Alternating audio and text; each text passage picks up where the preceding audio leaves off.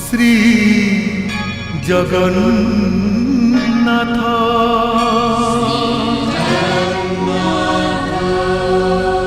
मोर विश्वास मु निश्चय मूर्ति गढ़ीदेवी।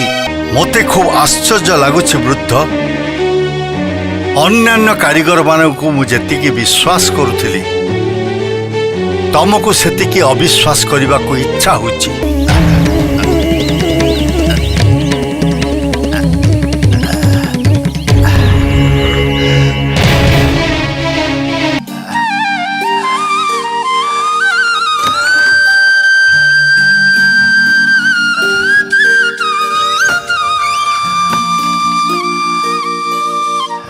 वृद्ध को देखिले जना जाउथला से सतायु शरीर अवस्था जहा कौन से कठिन कार्य करिबा तांको पखरे संभव नहे। एपरि अवस्था रे से कौन बा करि परिबे? ता माने आज की 5 दिन हैला से न खाई न पी कार्य कर चलछती। हुए तो महाराज से किछि भी करू नांत। विद्यापति मो निवेदन छम आउ काल विलंब न करी द्वार खोली दियंतु। राणी माँ रास्ता रे पोखरी कूल रे समुद्र तट रे सबुठी से गोटिए चर्चा आमको देखिले केते कथा छिगुले कहउचंती। शर्त आमे देइनु से वृद्ध बिंधाणीटी देइछि। महाराज केवल तार शर्त पूर्ण करिसेंती। महाराज आज मीनाक्षी और ललिता मते देखा करबा को आसीथिले। से माने विभिन्न बाहर लोकंकर प्रतिक्रिया सुनी मते कहिले। प्रतिक्रिया की प्रतिक्रिया? आपनक विरुद्ध रे प्रतिक्रिया। से मानकर कहिबा कथा हैला गोटे निबुज कोठरी भितरे गोटे रुग्ण सतायु बुढ़ा को पुरे आपण ताको मरण मुह को ठेली देइछंती। रानी खाली सेतिकी नुहे महाराज से माने आहुरी कहउचंती केही जने भलो काम करबा को गले ताको पुरस्कार मिले किंतु महाराज जो पुरस्कार दउछंती तारो ना होछि मृत्यु। रानी इंद्रद्युम्नंक पई ये थिला एक परीक्षार समय। अनंत महाराणंक शर्त अनुसार 21 दिन पूर्वर कवाट खोलिब नहीं। आज हेउछि 15 दिवस। मात्र रुद्ध कोठरी भितर शुणा जाऊ नहीं वृद्धंकर निहाण मुगुरर शब्द।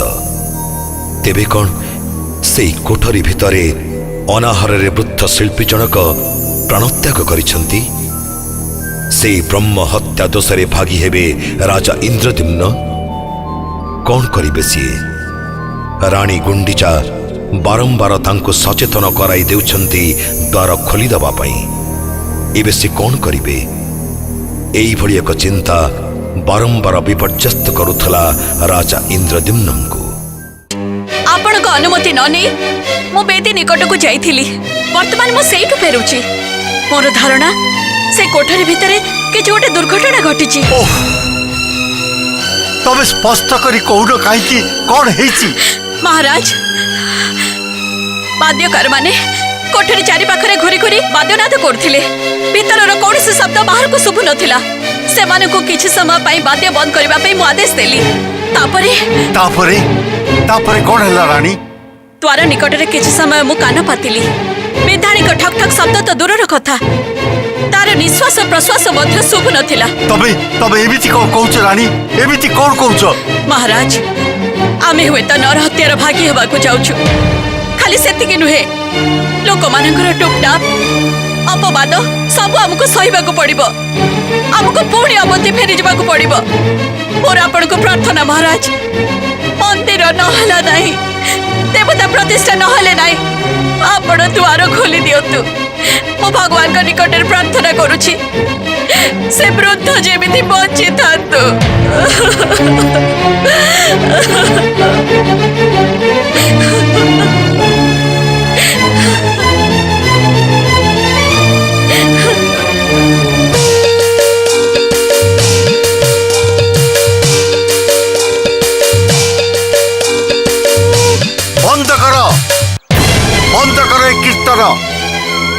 ମୁହୂର୍ତ୍ତକ ପାଇଁ ବନ୍ଦ କର। ଶୁଣ, ସମସ୍ତେ ଶୁଣ। ବର୍ତ୍ତମାନ ମୋ ମନ ଓ ବିବେକ ଭିତରେ ଯୁଦ୍ଧ ଚାଲିଛି। ମନ ବିଚଳିତ ହେଇ ଉଠିଛି, ବିବେକ ବିଚାର ଶୂନ୍ୟ ହେଇଯାଇଛି। ମୁଁ ତମମାନଙ୍କ ଉପସ୍ଥିତିରେ ଏ ଦ୍ୱାର ଖୋଲିବି। ଜାଣେ ନା ଭାଗ୍ୟ ମୋ ପାଇଁ କ'ଣ ସାଇତି ରଖିଛି। ଦ୍ୱାର ଖୋଲିବାର ମୁହୂର୍ତ୍ତକ ଭିତରେ ହୁଏତ ନରହତ୍ୟା ଦୋଷରେ ମୁଁ ଦୋଷୀ ହେବି, ନହେଲେ ନହେଲେ ମହାରାଜ ନା, ମୁଁ ଆଗକୁ ଆଉ କିଛି ଭାବି ପାରୁନି। ନହେଲେକୁ ସନ୍ତୁଷ୍ଟ କରିବା ପାଇଁ ଉତ୍ତର ମୋ ପାଖରେ ନାହିଁ। ତମେ ସମସ୍ତେ ଅବନ୍ତୀରୁ ଏ ପର୍ଯ୍ୟନ୍ତ ମୋ ସାଙ୍ଗରେ ଆସିଛ। ନୀଳମାଧବଙ୍କ ଅନ୍ତର୍ଦ୍ଧାନ ପରେ ସବୁ ଘଟଣା ତମମାନେ ଦେଖିଛ। ଯଜ୍ଞ କରିବାଠୁ ଆରମ୍ଭ କରି ଦାରୁ ଲାଗିବା, ଦାରୁରୁ ମୂର୍ତ୍ତି ଗଢ଼ିବା, ଏ ସବୁରେ ମୁଁ କେବେ ହେଲେ ତ୍ରୁଟି କରିନାହିଁ। ଏଥିରୁ ଯାହା ପୁଣ୍ୟ ଅର୍ଜନ କରିଛି ସେ ସବୁରେ ତମେ ସମସ୍ତେ ଭାଗୀ। କିନ୍ତୁ ଦ୍ୱାର ଖୋଲିବା ପରେ ମୋ ମଥାରେ ଯଦି କିଛି କଳଙ୍କ ଲାଗେ, ମୁଁ ଯଦି କୌଣସି ପାପରେ ଲିପ୍ତ ହେଇଯାଏ, ସେ ସବୁ କେବଳ ମୋର ଏକାନ୍ତ ବ୍ୟକ୍ତିଗତ। ସେ ପାପରେ କେହି ଭାଗୀ ହେବେ ନାହିଁ।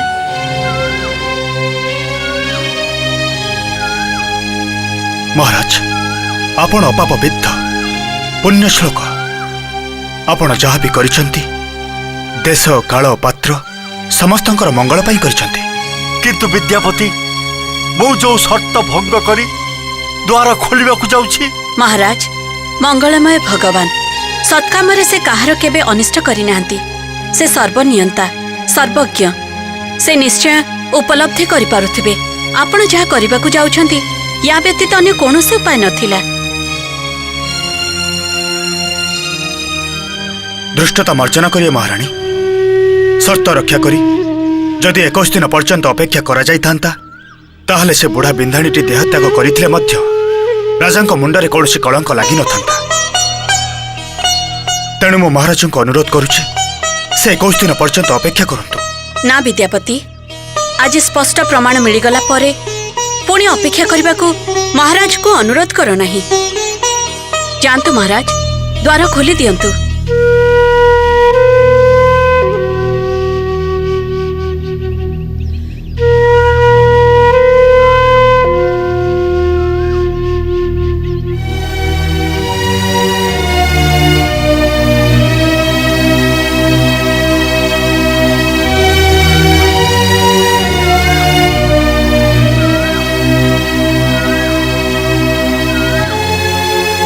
ବିଦ୍ୟାପତି, ହୁଏତ ମୁଁ ବଧିର ହେଇଯାଇଛି, ମୋର ବୋଧ ଶକ୍ତି ଚାଲିଯାଇଛି।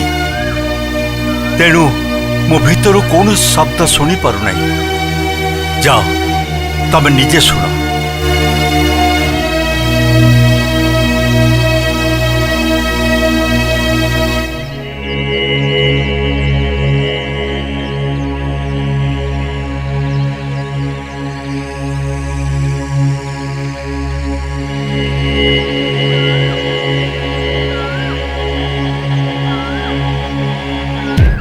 କିଛି ଶୁଣିପାରୁଛ ବିଦ୍ୟାପତି?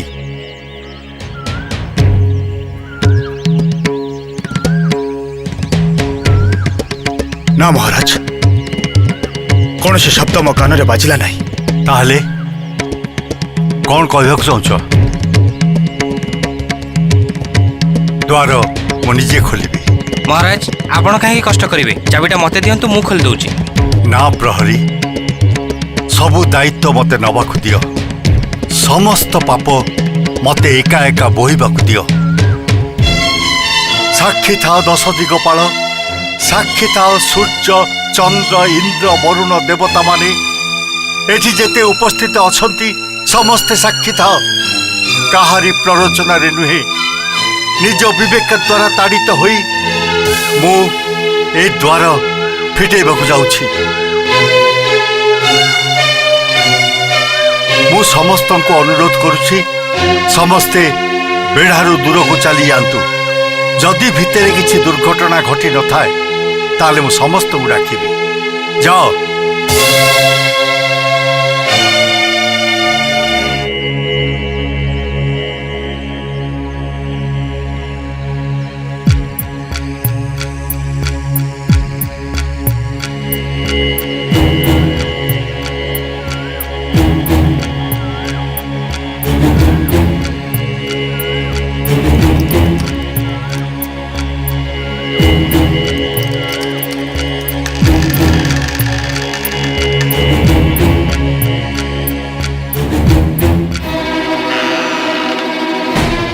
ଅନନ୍ତ ମହାରଣା ଅନନ୍ତ ମହାରଣା ଅନନ୍ତ ମହାରଣା ମତେ ତମେ କ୍ଷମା କର ଅନନ୍ତ ମହାରଣା। ସର୍ତ୍ତ ଭଙ୍ଗ କରି ମୁଁ ଏ ଭିତରକୁ ପ୍ରବେଶ କରିଛି। ଓଃ, ୟା ଭିତରେ ନିବିଡ଼ ଅନ୍ଧକାର, ଅସମ୍ଭବ ନୀରବତା। ମୁଁ କିଛି ଦେଖି ବି ପାରୁନି, ଶୁଣି ବି ପାରୁନି। ଅନନ୍ତ ମହାରଣା ଅନନ୍ତ ମହାରଣା ଅନନ୍ତ ମହାରଣା, ଯୋଉ ଭୁଲ ମୁଁ କରିଛି ସେଥିପାଇଁ ମୋତେ ଦଣ୍ଡ ଦିଅ ପଛକେ ଦୟାକରି ଉତ୍ତର ଦିଅ। ତମେ ଜୀବିତ କି ମୃତ ମୁଁ ଜାଣିପାରୁନି। ଅନନ୍ତ ମହାରଣା ଅନନ୍ତ ମହାରଣା, ଦୟାକର ଦୟାକର ମୋତେ ଦୟାକର। ମୋତେ ଆତ୍ମଘାତୀ ହବାକୁ ପଡ଼ିବ ଯଦି ତମର କିଛି ହେଇଯାଏ। ମୋର ପ୍ରାର୍ଥନା ଶୁଣ ଅନନ୍ତ ମହାରଣା ଅନନ୍ତ ମହାରଣା ଅନନ୍ତ ମହାରଣା ଅନନ୍ତ ମହାରଣା।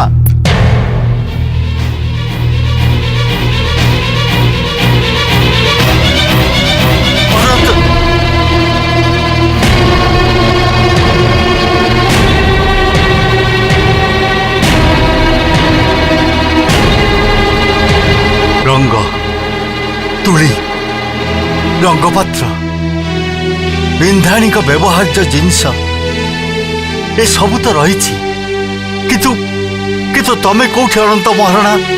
ତମେ କୋଉଠି ତମେ ଅନନ୍ତ ମହାରଣା ଅନନ୍ତ ମହାରଣା ଅନନ୍ତ ମହାରଣା ଅନନ୍ତ ମହାରଣା। ହେ ଭଗବାନ, ହେ ନୀଳମାଧବ, हे विष्णु, पुणी ए की परीक्षा प्रभु। मोर परीक्षार कौन शेष है नहीं। मोर प्रार्थना कौन ए पर्यंत तुम पाखे अपहंच।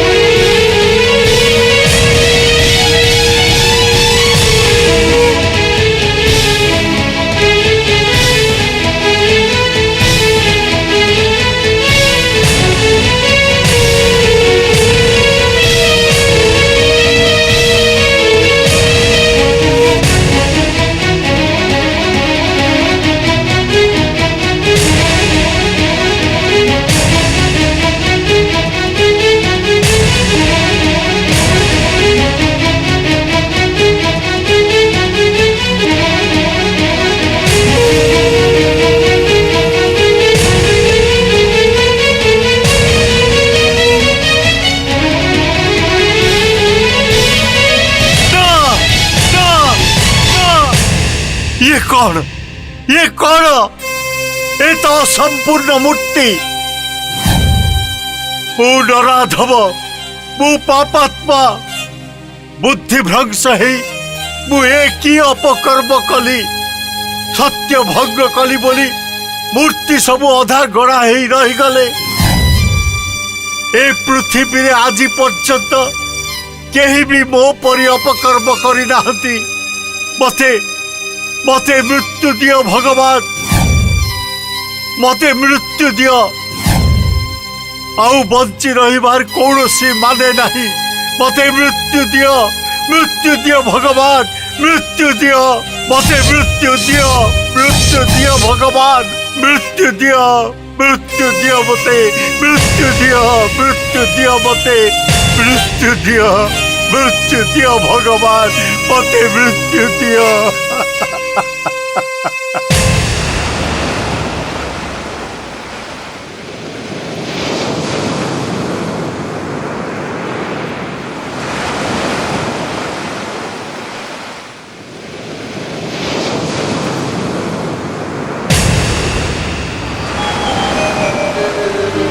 हे पराबर, आज तमे विक्षुब्ध मो चारि पाखे घेरी रही आकाश, माटी, वृक्षलता, नदी और पर्वत समस्ते जेमिति विक्षुब्ध, समस्ते जेपरी मते धिक्कार करुछंती। छठ भंगर दोष पाई मते जेमिति अभिशाप दौछंती। मो वर्तमान अनुतापर निआरे जलुछि। मोर मन प्राण शरीर सबु क्षत विक्षत, आहत और रक्ताक्त हो उठी। तेणु मु स्थिर करिछि तमरी बक्षरे झास दे ए पापी जीवन को शेष करदेवी। मु जाने महोदधि, मु जाने तमे मो भली गोटे पापात्मा को तम गर्भरे केबे हेले आश्रय दबनी। हेले मोर अन्य कौनसी उपाय नाही। ज्ञाति परिजन परिवार समस्त अगोचर मु चली जावाकू चाहे। हे सागर, मते आश्रय दियो, मते तुम कोल को नहीं जाओ, मते ग्रहण कर।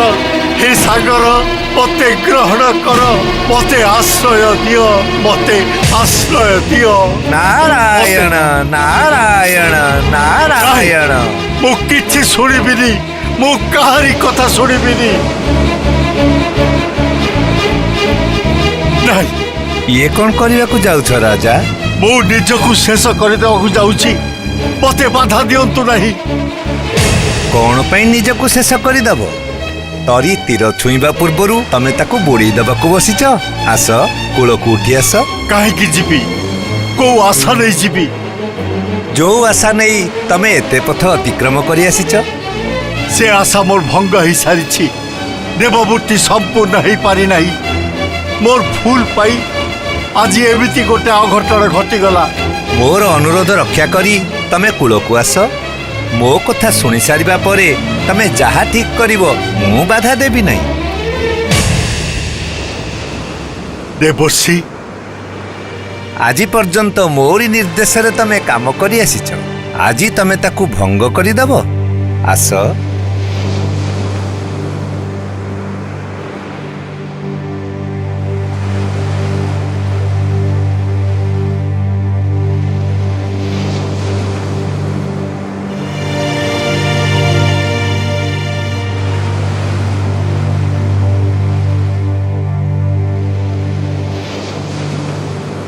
कहतु कौन कहबाक चाहती?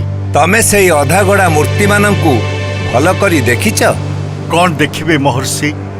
पाद नाही, नाक नाही, कान नाही, हाथ अधा तैयारी। तमे ठीक कहिच। साधारण मनीष आखिरे ये अधागढ़ा देवता, किंतु इंद्रद्युम्न मनीषर कल्पना बाहरे अन्य एक जगत अछि। सेठी पहुंचले दृष्टिभंगी अलगा हो जाए। जहाकू तुमे जो रूप रे देखिच से रूप परिवर्तित हो जाए। मो सांगरे आस, आउ थरे मूर्ति मानकू देख, तापरे तुमे सबु रहस्य जानी परिबो। आस।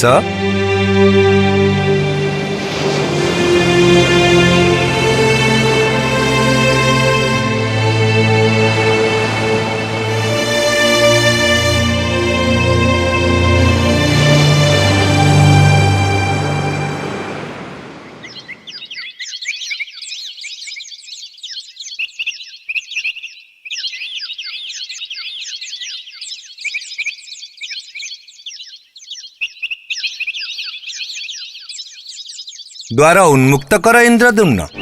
ତମ ମନ ଭିତରେ ଥିବା ସମସ୍ତ ସଂଶୟ, ସମସ୍ତ ଭ୍ରାନ୍ତ ଧାରଣାକୁ ମୁଁ ଦୂର କରିବାକୁ ଚେଷ୍ଟା କରିବି। ଦ୍ୱାର ଉନ୍ମୁକ୍ତ କର।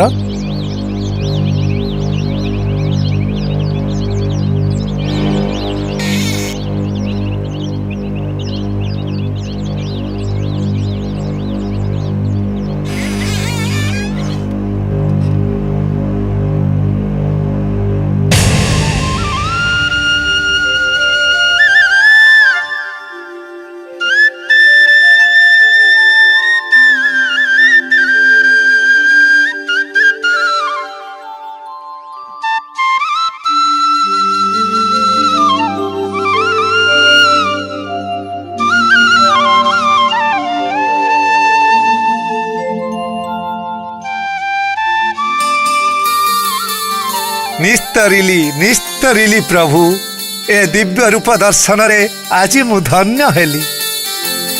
ରାଜା ଇନ୍ଦ୍ରଦ୍ୟୁମ୍ନ, ତୁମେ ଏଇ ଚତୁର୍ଦ୍ଧା ମୂର୍ତ୍ତିଙ୍କୁ ଅସମ୍ପୂର୍ଣ୍ଣ ମୂର୍ତ୍ତି ବୋଲି କହୁଛ। ଇଏ ଯଦି ଅସମ୍ପୂର୍ଣ୍ଣ ହୁଅନ୍ତି ତାହେଲେ ଏଇ ବିଶ୍ୱ ବ୍ରହ୍ମାଣ୍ଡ ମଧ୍ୟ ଅସମ୍ପୂର୍ଣ୍ଣ। ନିଜର ପୁଣ୍ୟ ବଳରେ ତୁମେ ଏଇ ଚତୁର୍ଦ୍ଧା ମୂର୍ତ୍ତିଙ୍କୁ ଦେଖିପାରୁଛ। ପ୍ରଣାମ କର ରାଜା, ପ୍ରଣାମ କର।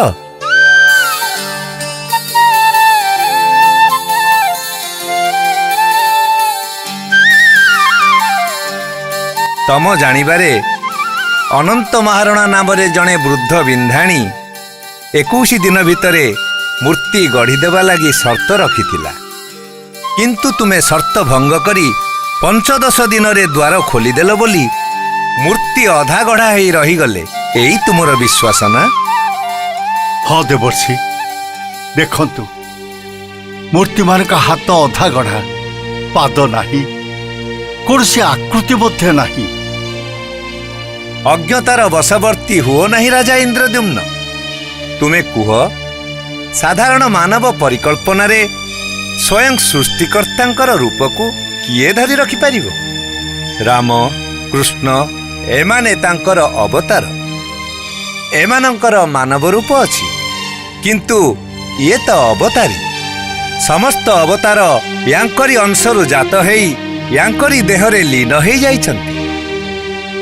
ମୂର୍ତ୍ତିମାନଙ୍କୁ ଭଲ କରି ନିରୀକ୍ଷଣ କର ରାଜା ଇନ୍ଦ୍ରଦ୍ୟୁମ୍ନ।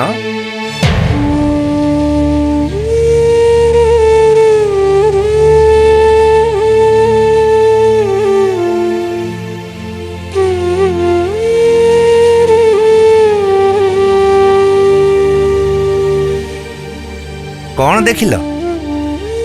ଯାହା ଦେଖିଲି ଦେବର୍ଷି, ତାକୁ ବୁଝିବାର ଶକ୍ତି ମୋର ନାହିଁ। 21 ଦିନର କଣ୍ଟ ଥିଲା ନା? କଣ୍ଟ ପୂରଣ କରି 21 ଦିନ ପରେ ଦ୍ୱାର ଖୋଲିଥିଲେ ବି ତୁମେ ଏଇ ରୂପ ଦେଖିଥାନ୍ତ। 15 ଦିବସ କଣ, ପ୍ରଥମ ଦିବସରେ ବି ଖୋଲିଥିଲେ ତୁମେ ଏଇ ମୂର୍ତ୍ତି ହିଁ ଦର୍ଶନ କରିଥାନ୍ତ। କାରଣ ଏ ମୂର୍ତ୍ତି ପୂର୍ବ ପରିକଳ୍ପିତ, ପୂର୍ବ ନିର୍ଦ୍ଧାରିତ। ତାହେଲେ ଅନନ୍ତ ମହାରଣା? ନାମରୁ କିଛି ବୁଝିପାରିଲ ନାହିଁ? ଯାହାର ଆଦି ମଧ୍ୟ ଅନ୍ତ ସମସ୍ତଙ୍କୁ ଅଗୋଚର, ସେ ଅନନ୍ତ। ରାଜନ, ଯିଏ ଦେବତାଙ୍କ କଳ୍ପନାର ବାହାରେ, ସେ ସାଧାରଣ ମାନବ ଦ୍ୱାରା ଗଢ଼ା ହେଇପାରିଥାନ୍ତେ?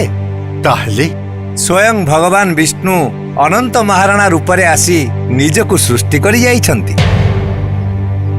ବର୍ତ୍ତମାନ କୁହ, ଏ ରୂପ ମାନବ ରୂପ?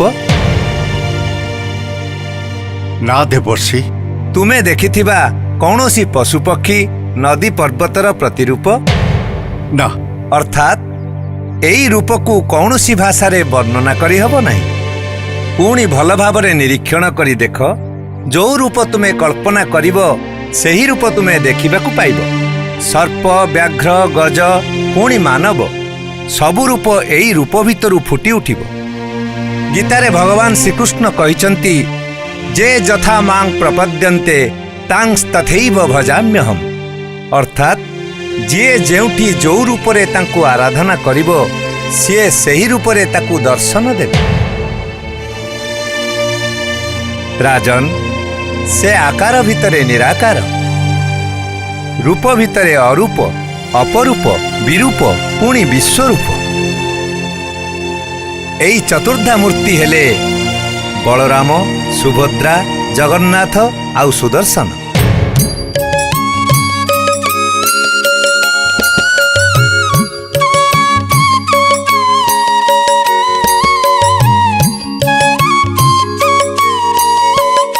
आस राजन,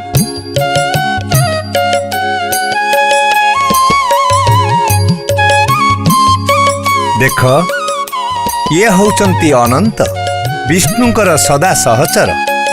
त्रेतयारे लक्ष्मण रूपरे, द्वापरे बलराम रूपरे एवं विष्णु अनंत शयन रे थिला बेले शेषनाग भावरे विष्णु को कोଳରେ धारण करिथांती। ये पुणी महारुद्र फणामणि कणाकार क्षितिमंडल धारिणे नमः कालाग्निरुद्राय महारुद्राय ते नमः।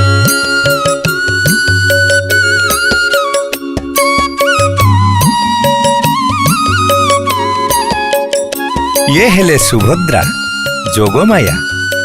ये एकाधारे महासरस्वती, महालक्ष्मी, महाकाली पुणी महामाई। ये पुणी वैष्णवी शक्ति। त्वं वैष्णवी शक्ति अनंत वीर्या विश्वस्य बीजं परमासि माया सम्मोहितं देवी समस्तमेतत् त्वं वै प्रसन्ना भुवि मुक्ति हेतुः।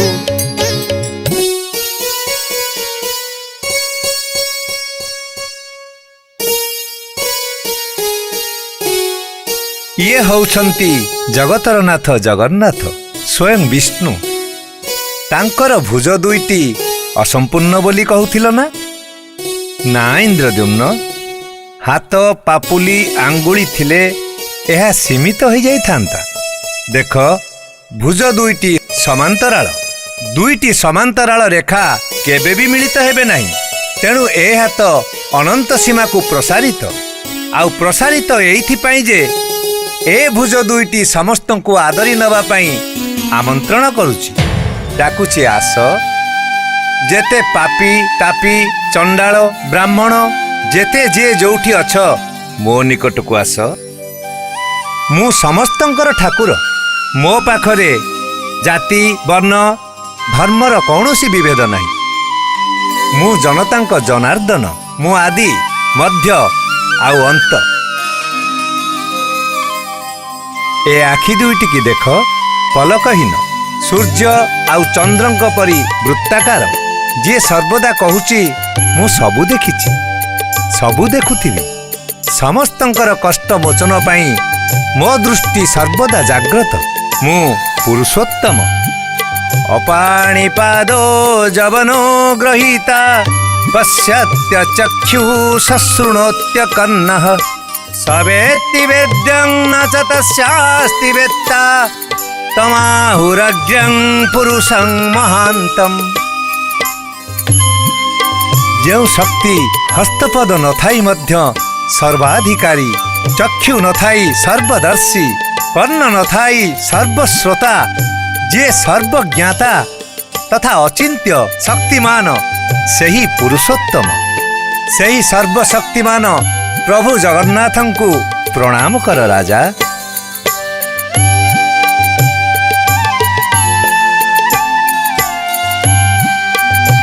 अनै देख ये होचंती सुदर्शन विष्णुकर आयुध।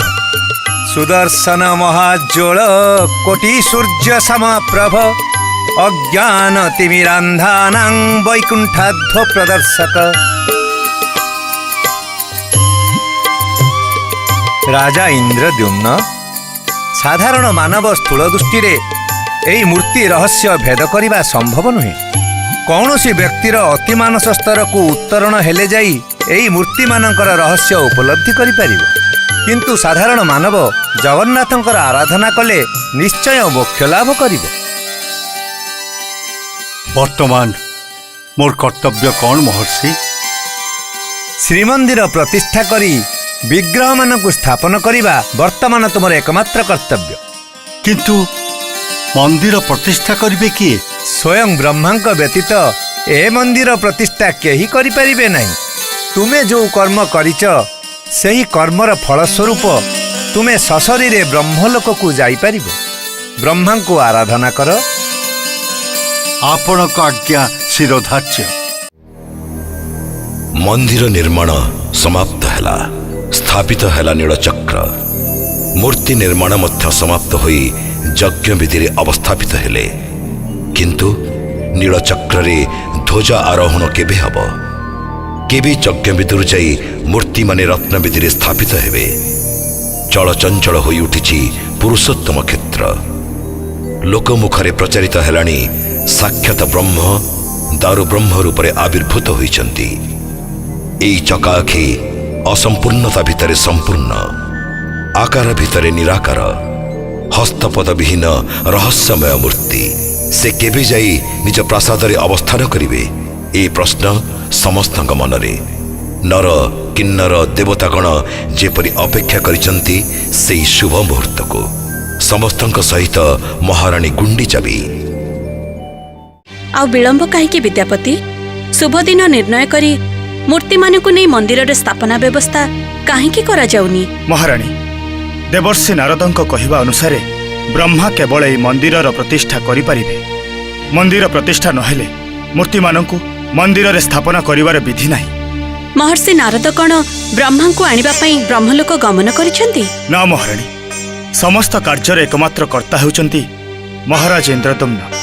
ସେ ବ୍ରହ୍ମଲୋକକୁ ଯାଇ ବ୍ରହ୍ମାଙ୍କୁ ନିମନ୍ତ୍ରଣ କରିବେ।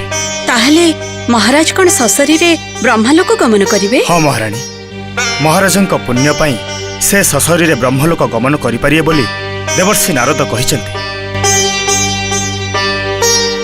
ପ୍ରଣାମ ମହାରାଜ। ଇଏ କଣ ମହାରାଜ? ଆପଣଙ୍କ ଦେହରେ ସନ୍ନ୍ୟାସୀର ପରିଧାନ? ମହାରାଣୀ, ପରିଧାନରେ କାହାରି ପରିଚୟ ନଥାଏ। ନିଜ କର୍ମରେ ହିଁ ନିଜେ ପରିଚିତ ହୁଏ। ମୁଁ ବର୍ତ୍ତମାନ ଚତୁର୍ମୁଖ ବ୍ରହ୍ମାଙ୍କୁ ତପସ୍ୟା କରି ସଶରୀରେ ବ୍ରହ୍ମଲୋକ ଯିବା ପାଇଁ ନିଜକୁ ପ୍ରସ୍ତୁତ କରୁଛି। ଆପଣ ତପସ୍ୟା କରିବାକୁ ଯିବେ? ହଁ ମହାରାଣୀ, ଦେବର୍ଷି ନାରଦଙ୍କ କହିବା ଅନୁସାରେ କେବଳ ସେ ହିଁ ମନ୍ଦିର ପ୍ରତିଷ୍ଠା କରିପାରିବେ। ମହାରାଜ, ଯଜ୍ଞବେଦୀରେ ମୂର୍ତ୍ତିମାନେ ଅବସ୍ଥାନ କରୁଛନ୍ତି। ମୂର୍ତ୍ତିଙ୍କୁ କେହି ନ ଦେଖିବା ପାଇଁ ବେଦୀ ଚାରିପାଖରେ ବସ୍ତ୍ର ଆଚ୍ଛାଦନ କରାଯାଇଛି। ଖରା, ବର୍ଷା, ଶୀତ, କାକର ଇତ୍ୟାଦି ଆଚ୍ଛାଦିତ ବସ୍ତ୍ର ସବୁକୁ ଛିଣ୍ଡେଇ ଦେଇପାରେ। ତପସ୍ୟା କରି ସଶରୀରେ ବ୍ରହ୍ମାଙ୍କୁ ବରଣ କରି ଆଣିବାରେ ବହୁ ସମୟ ଅତିବାହିତ ହେଇପାରେ। ତମେ କଣ କହିବାକୁ ଚାହ ମହାରାଣୀ? ମହାରାଜ, ଆପଣ ଆଦେଶ ଦେଲେ ଯଜ୍ଞବେଦୀ ଚାରିପଟରେ ମନ୍ଦିରଟିଏ ନିର୍ମାଣ କରନ୍ତି। ତାହେଲେ ମୂର୍ତ୍ତିମାନେ ନିରାପଦରେ ରହନ୍ତେ। ମହାରାଣୀ, ସ୍ୱୟଂ ପ୍ରଭୁ ଜଗନ୍ନାଥ, ବଳଭଦ୍ର, ସୁଭଦ୍ରା ଆଉ ସୁଦର୍ଶନ ଯୋଉଠି ଅବସ୍ଥାନ କରୁଛନ୍ତି, ବର୍ଷା, ବିଦ୍ୟୁତ୍, ପବନ ତାଙ୍କର କୌଣସି କ୍ଷତି କରିପାରିବ ନାହିଁ। ତଥାପି ତୁମ ପ୍ରସ୍ତାବରେ ମୁଁ ଏକମତ। ବିଦ୍ୟାପତି, ମହାରାଣୀଙ୍କ ଇଚ୍ଛା ତମେ ପୂରଣ କରିପାରିବ? ହଁ ମହାରାଜ। ଠିକ୍ ଅଛି, ତମ ଇଚ୍ଛା ପୂରଣ ହେଉ ମହାରାଣୀ। ତମେ ନିର୍ମାଣ କରିଥିବା ମନ୍ଦିରର ନାମ ହେବ ଶ୍ରୀ ଗୁଣ୍ଡିଚା ମନ୍ଦିର। ସାଧୁ ସାଧୁ ମହାରାଜ, ଯୁଗ ଯୁଗ ଧରି ରାଣୀ ଗୁଣ୍ଡିଚାଙ୍କ ନାମ ଅଲିଭାଇ ରହିବ। ମତେ ଏବେ ବିଦାୟ ଦିଅ ରାଣୀ, ମୁଁ ତପସ୍ୟା କରିବାକୁ ଯିବି। ମୋର ଅବର୍ତ୍ତମାନରେ ମୋର ପ୍ରିୟ ଏକାନ୍ତ ଅନୁଗତ ବିଦ୍ୟାପତି ସମସ୍ତ କାର୍ଯ୍ୟଭାର ଗ୍ରହଣ କରିବେ। ଯଥାଜ୍ଞା ମହାରାଜ। ପରମ କାରୁଣିକ ଶ୍ରୀ ଜଗନ୍ନାଥଙ୍କୁ ମୁଁ ପ୍ରାର୍ଥନା କରୁଛି, ଆପଣଙ୍କ ତପସ୍ୟା ସଫଳ ହେଉ।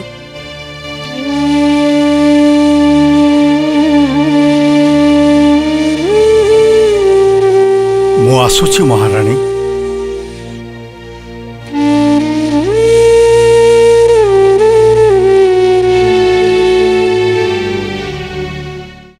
ओम ब्रह्मदेवाय नमः। ओम ब्रह्मदेवाय नमः। ओम ब्रह्मदेवाय नमः।